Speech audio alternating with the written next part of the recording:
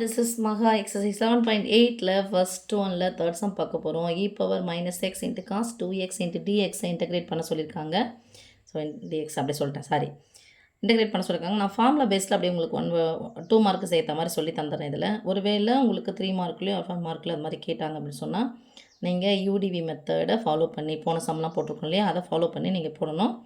இப்போ உங்களுக்கு ஃபார்முலா பேஸாக சொல்லித்தரேன். ஃபார்முலா என்னதுன்னு பார்த்துலாம். ஃபஸ்ட்டு ஃபார்முலா எழுதுனீங்கன்னா ஒரு mark integration e power ax into cos bx into dx equal to e power ax by a square plus b square of, cos மாறாது, ஞாபகம் வச்சுக்கோங்க, என்ன மாறாது, சைன் மாறாது.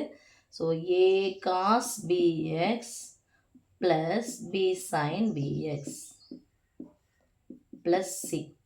ஹியர் a ஈக்குவல் டு நமக்கு என்ன இருக்குன்னு பாருங்கள், e பவர் ax ப்ளஸ்ஸுக்கு பதிலாக மைனஸ் இருக்குது, ஏக்கு பதிலாக மைனஸ் 1 போடலாமா, அண்ட் பிக்கு பதிலாக என்ன இருக்குது, 2 இருக்குது. Just we have to apply integration e power x into cos 2x into dx equal to e power ax e power minus x, a ஸ்கொயருக்கு பதிலாக minus 1 square plus 2 square into ஏக்கு பதிலாக மைனஸ் 1 இன்ட்டு காஸ், பிக்கு பதிலாக 2x plus பிக்கு பதிலாக 2 into sin 2x plus c.